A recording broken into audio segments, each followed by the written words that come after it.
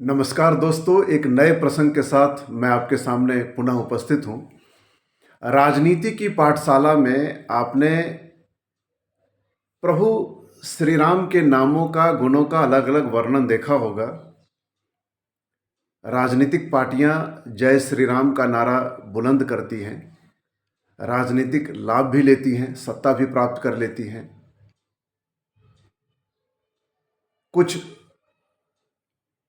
श्री राम के अनुयायी हैं, कुछ उसको नकारते भी हैं। कुछ ऐसा भी कहते हैं कि हम राम नाम क्यों लें, लेकिन उन्हीं को मरने के बाद जब चार लोग चिता पर लिटाकर शमशान ले जाते हैं, तो जिस व्यक्ति ने जीवन पर्यंत राम नाम नहीं कहा होता है, राम नाम से उसे चिढ़ थी, अब उसके बदले में, उसके बिहाफ में जो लोग चलते हैं शमशान तक, वो कहते हैं राम नाम सत्य है। राम नाम की महिमा के बारे में बताते हैं कि नाम प्रसाद शंभु अविनाशी। भगवान शिव यदि अविनाशी हैं तो नाम के प्रभाव से ही हैं। प्रभु श्री राम के नाम की ये महिमा है कि नाम प्रसाद शंभु अविनाशी, साजु अमंगल मंगल राशि। नाम प्रताप जान गणराऊ, प्रथम पूज्यत नाम प्रभाऊ।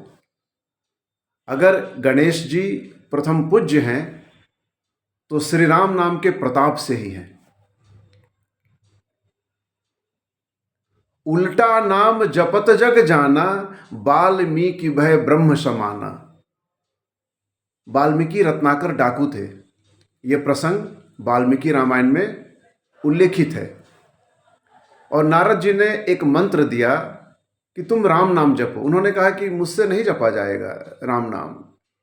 तो उन्होंने कहा कि ठीक है, इसका उल्टा जपो। मरा मरा मरा मरा मरा मरा मरा मरा मरा मरा मरा मरा मरा, उल्टा नाम जपत जग जाना, वाल्मीक भय ब्रह्म समाना।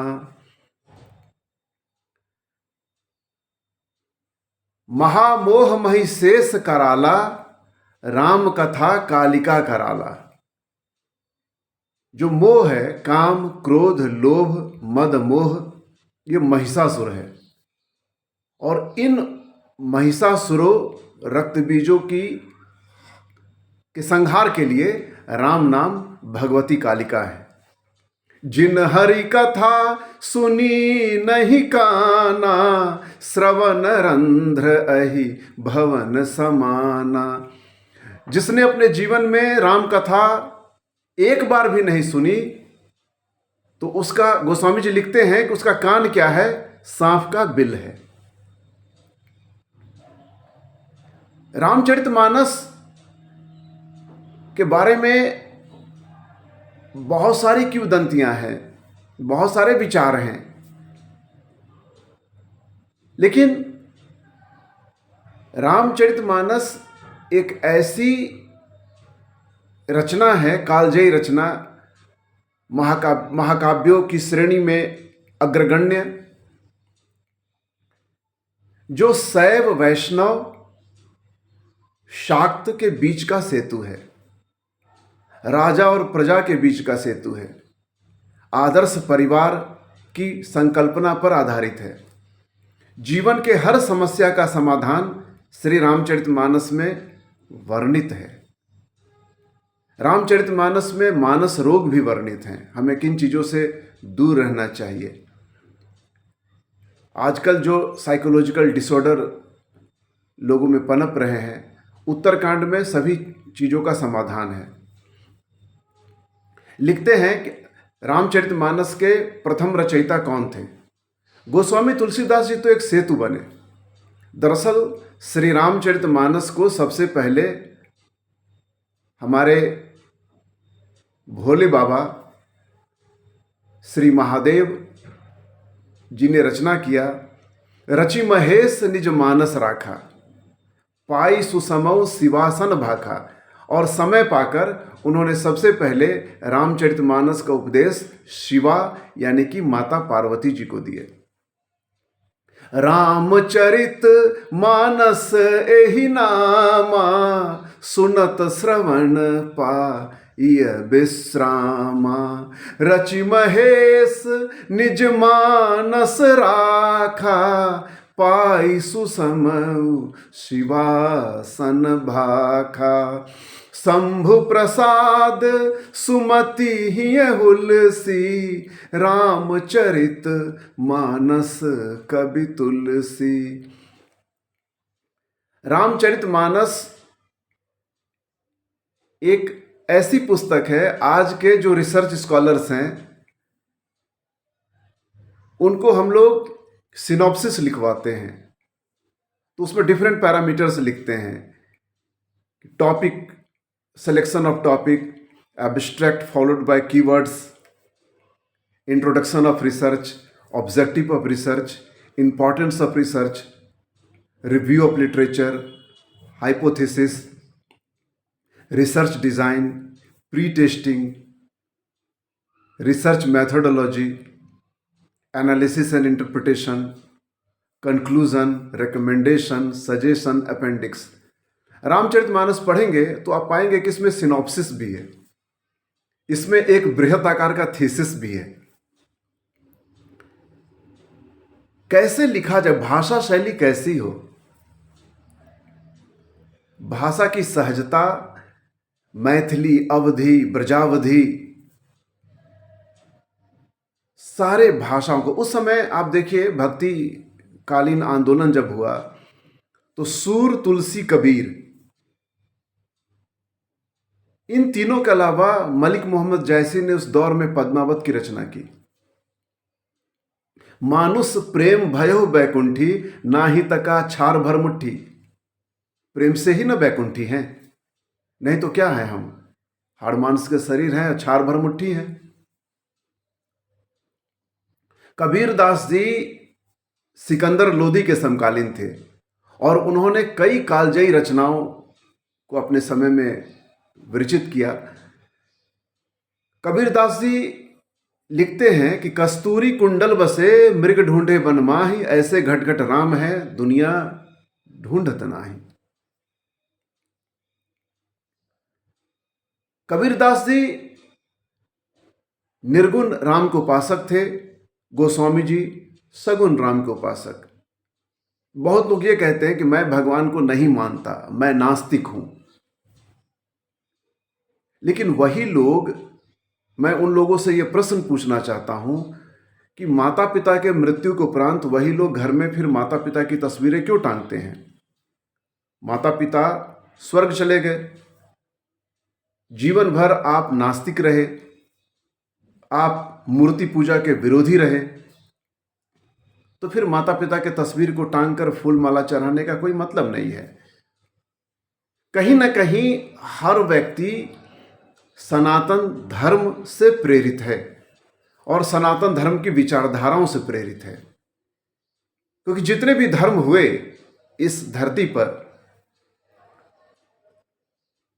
वह सनातन धर्म के मूल आदर्शों से प्रेरित ही हुए और सनातन धर्म के कोख से ही उत्पन्न हुए।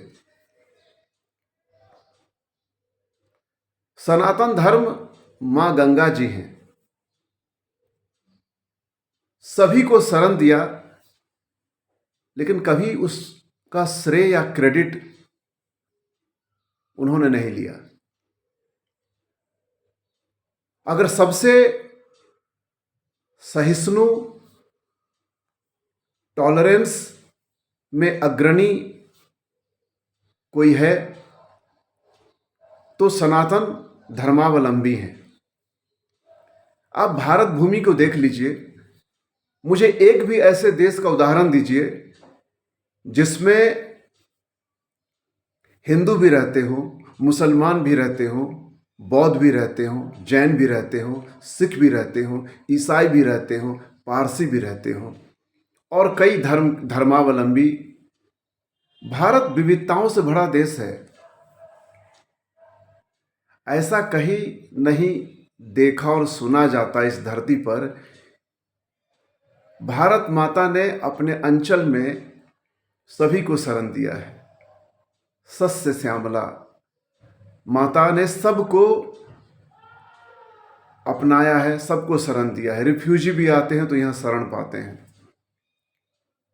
रामचरितमानस जब आप पढ़िएगा तब उसमें आप पाइएगा कि गोस्वामी तुलसीदास जी अपने समय के ज्ञात भारतवर्ष के समस्त भूमि का उन्होंने भ्रमण कर लिया था। इवन उन्होंने विदेश भी गए थे। नेपाल का तो पूरा सजीव वर्णन है रामचरितमानस में। जब आप देखते हैं कि अयोध्या से बारात मिथिला की ओर प्रस्थान करती है, अपने बच्चों में भी रामचरितमानस पढ़ने का अभ्यास अभी से डालिए। दरअसल हमारा मन, मानस का मतलब होता है, रामचरितमानस को इंग्लिश में बोलते हैं the lake of Rama's deed. Shri Ram ji के चरित्र को अपने मन मस्तिष्क, अपने मानस पर अंकित करना। मानस तो पॉल्यूटेड है ना। हम नाना प्रकार के विकार, नाना प्रकार के विचार, आज के मानव को समझ में नहीं आता कि सच्चाई या सत्य कौन बोल रहा है। न्यूज़ चैनल में सत्य बोला जा रहा है कि राजनीतिक पार्टियां सत्य बोल रही हैं, कि स्कूल में बैठा टीचर सच बोल रहा है, या मैं सच बोल रहा हूं। कोई भी, मैं बताऊं कि इस आज के दौर में माता पिता को छोड़कर इस संसार में कोई भी ऐसा व्यक्ति नहीं है जिसका आंख मूंद के अनुसरण किया जा सके। हाँ, अनुसरण आप कर सकते हैं तो पवित्र विचारों का, पवित्र धर्म ग्रंथों का। हिंदुओं का, सनातन धर्मावलंबियों का अगर अग्रगण्य कोई ग्रंथ है तो श्रीमद् भगवद गीता, साक्षात भगवान श्री कृष्ण जी की वाणी। उसके बाद रामायण, रामचरितमानस और अन्य ग्रंथों का स्थान आता है। तो बच्चों में यह अभ्यास डालिए, पढ़ने का अभ्यास डालिए। एक पवित्र दृष्टिकोण विकसित होगा। और दुर्भाग्य है आज के समाज में जो हम इन विचारों को खोते जा रहे हैं। फिर नए प्रसंग के साथ मिलेंगे। नमस्कार।